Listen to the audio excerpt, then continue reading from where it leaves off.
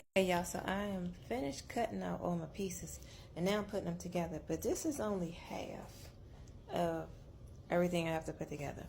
So when you're doing these patterns, make sure you got enough room and a clean floor so that you can get all the pieces put together. And I've actually ran out of tape, so I'm gonna have to wait till tomorrow and go get some more tape so I can put the other 5 pages on there. So this is where I'm at so far in the process. And I'm just wondering, like, ooh, okay. That's the other sheets up there. But I'm gonna put it together and then I'll be able to cut it out tomorrow. But like I said, I ran out of tape, so I'm gonna have to go to the store tomorrow and get some more tape. I'm at my mom's house, so I'm not in the studio, which I normally would be.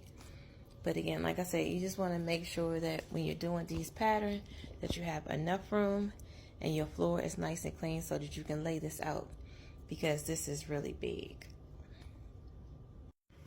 So now that I have these first 5 pages taped together, I'm going to do the same thing for the other 5 pages and then add both sets together.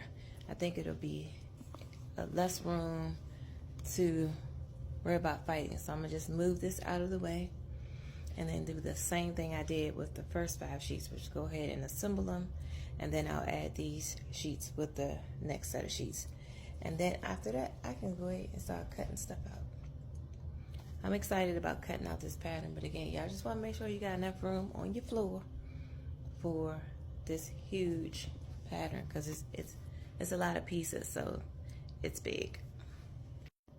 Now for these patterns, you want to make sure that you cut off the left side of the pattern and the top. Now it probably says that in the instructions, but I didn't read it. I mean, I read the instructions, but I didn't read about taping it because I kind of knew how to do that. But just let you all know, do the top and the left side of the pattern, and then that way you can easier paste it together. So what I'm doing now is just cutting off the top of these other sheets, and then tomorrow I'll tape the remaining together. All right, y'all, so here's all the pages put together and taped. When I tell you, make sure you got enough space on your floor and make sure your floor clean. So now I'm going to just kind of cut some of these pieces off so it don't be so big on the floor, and then I can cut them out individually. But this is what it looks like when it's all put together.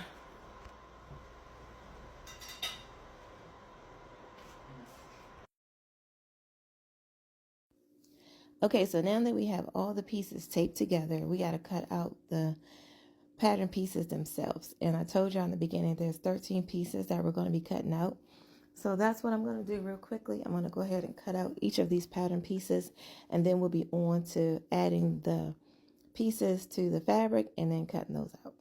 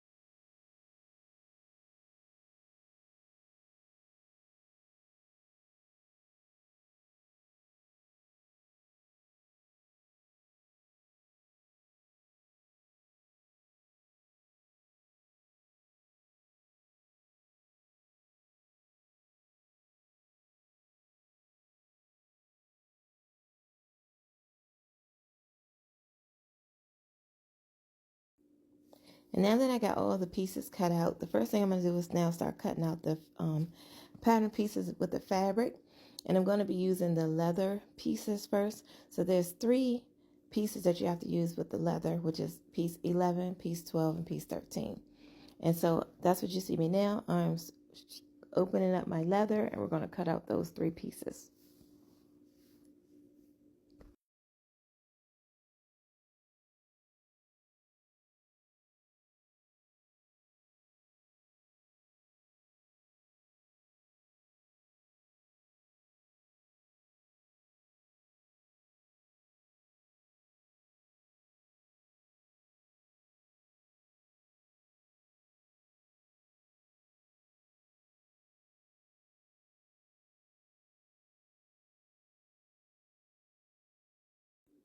Y'all see me having a time using my rotary cutter on that cardboard.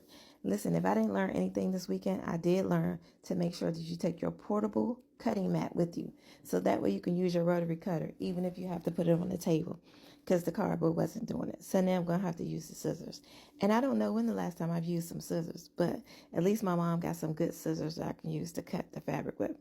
So you see I have the fabric and the lining lined up together, and we're going to cut them at one time. It's no need to go back and cut the same piece twice. You can just cut them at the same time. Do not forget to make sure you cut out your notches in your pattern pieces, y'all. Those notches are so important. And when you're putting the garment together, you will see why. When they say match up your notches, it makes the pattern so much easier to work with. So do not forget to make your markings and make your notches. Now, I originally had some pink linen that I was going to use, what you see behind me on the top of the boxes. But I realized I wasn't going to have enough. So when I went back to the fabric store to find some more pink linen, they didn't have the exact color. So I ended up getting brand new pink linen and the lining fabric to go. So that is what I'm using. I'm still using pink linen, and I'm using like a pink cotton as my lining.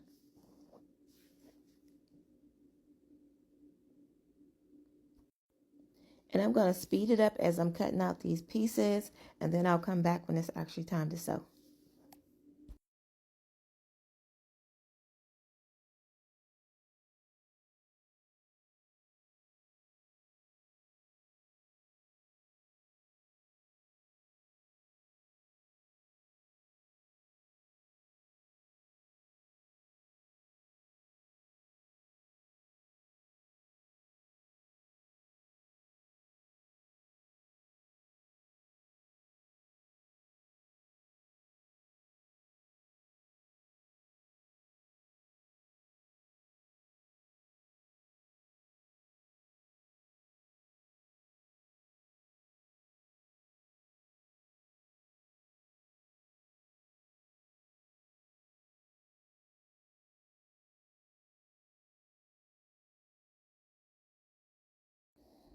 All right, y'all, so I got all my pieces, I got all the linings, and I also have all the interface cut out.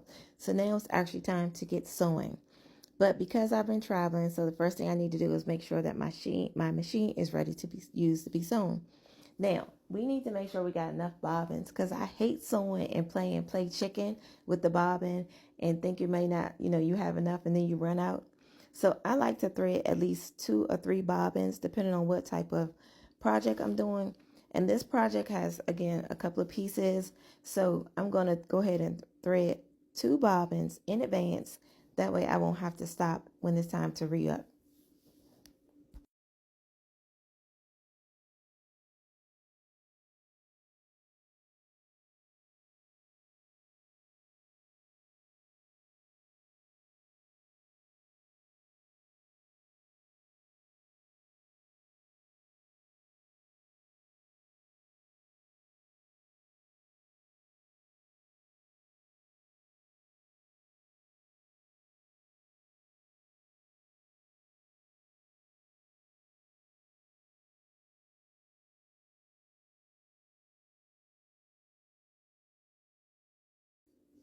So now that the machine is all threaded and I have my bobbins ready, let's get a better vantage point, because I don't want you looking at my back as I'm sewing the whole time.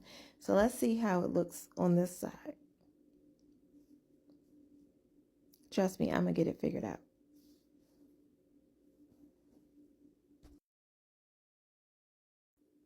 Well, this vantage point is better. I still have my back to you, but at least you can see the machine and you can see what I'm doing.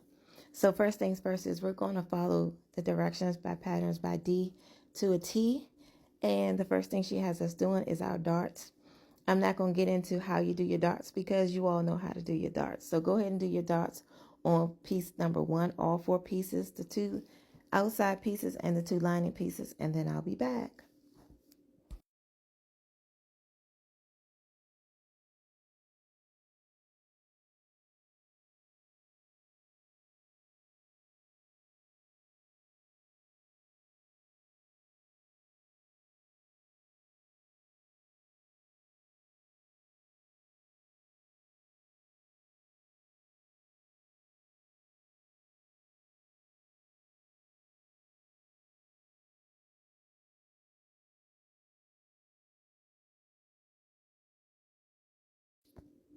All right, now we have our darts done. So we're going over to the ironing board, and you're going to make sure that you iron your dots facing down. So they're going to be facing the bottom of your bodice on all 4 pieces.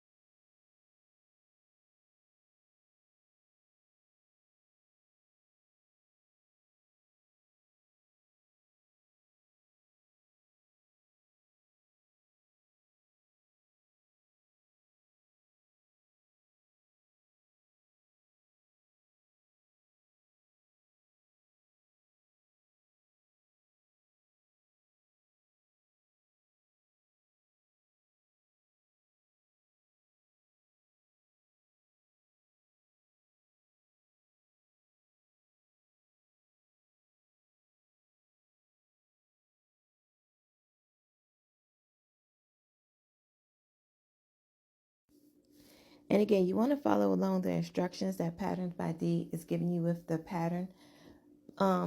Right this moment, I'm sewing my side seams together for my lining pieces. And then I'm just going to continue to follow her instructions and go through this pattern.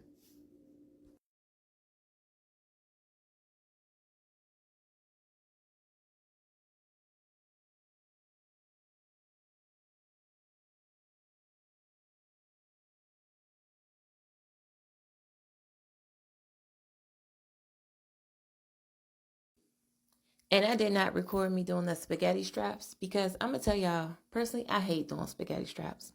I do them, but I hate it. I hate it. So whatever process you have to make your spaghetti straps, that is what I recommend you doing. It took me about 20 minutes to get those things flipped through.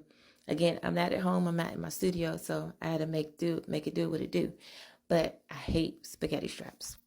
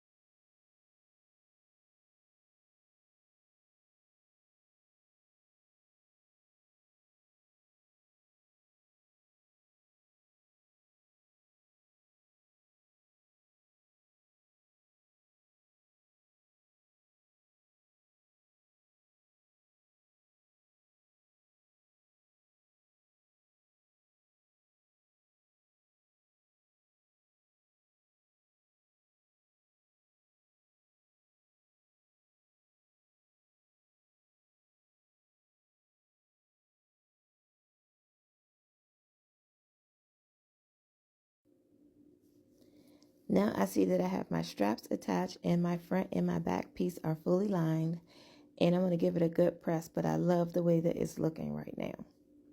So the next thing we have to do after we have it at this far is we're going to have to add the peplum piece on the bottom of the bodice piece.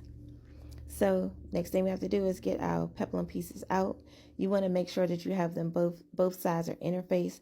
I only interface one of my sides because the linen that I'm using is a little stiff. So I thought if I put two pieces of interfacing on it, that would make my peplum bottom too stiff, and I don't want it that way. I do want it to have some structure, but I don't want it to be like a board. So I'm only going to use one side with interface.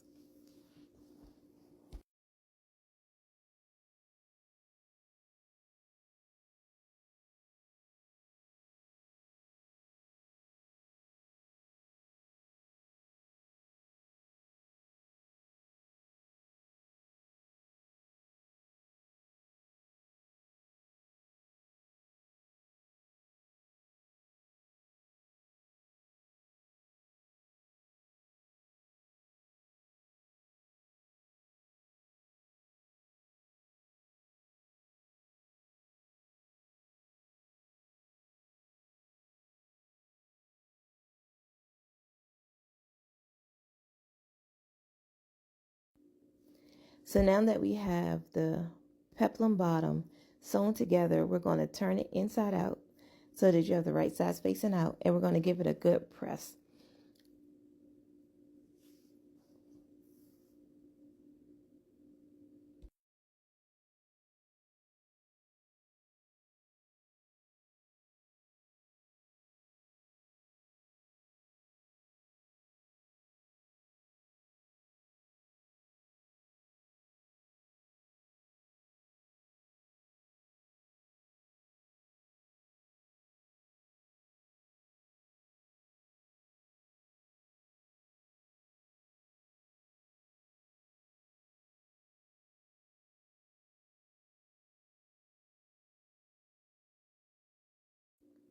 Now that I have it all pressed, I'm going to go ahead and grab the top of the bodice, and we're going to attach that to the peplum bottom. We're just going to pin it together. But before I do that, I'm going to put an edge stitch on the bottom of this bodice. That way it's nice and clean when you're trying to pin it, and it'll be easier to sew down, and it'll be easier to flip over and pin when you'll see what I mean.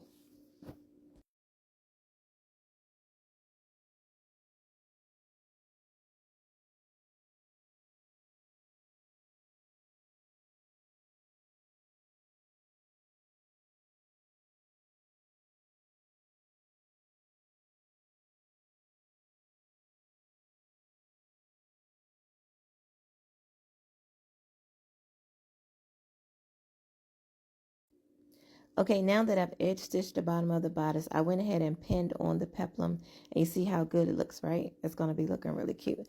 Now we're going over to the sewing machine, and we're going to sew the peplum to the bodice, but you're only going to sew one side of the peplum to the bodice. You should already have the other side folded over so that you can attach the seam inside of the two pieces, and then you're going to hand stitch it to give it a nice, clean, professional finish.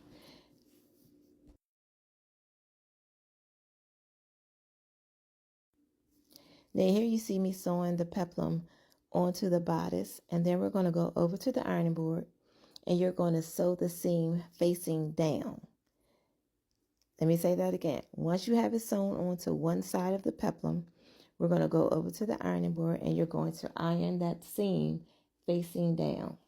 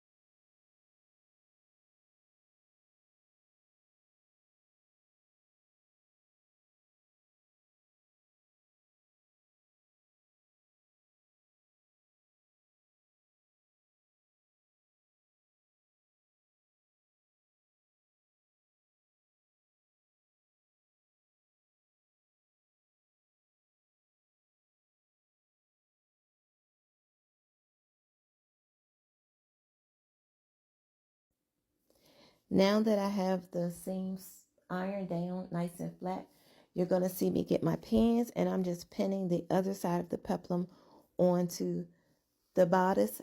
That way it has a nice, clean, professional look.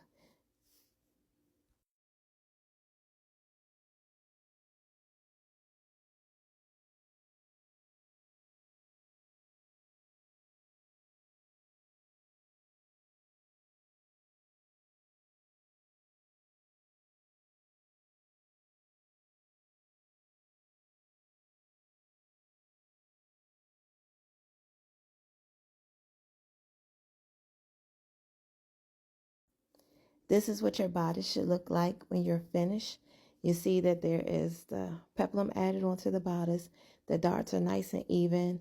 I have not hand stitched it yet, but this is what it will look like on the inside. I need to add my tag at the top, but I do love the way it's coming out. And I also have to go find some buttons. Y'all know I'm not a button girl, but Dee got me finding some buttons, so I'm going to go find some buttons today.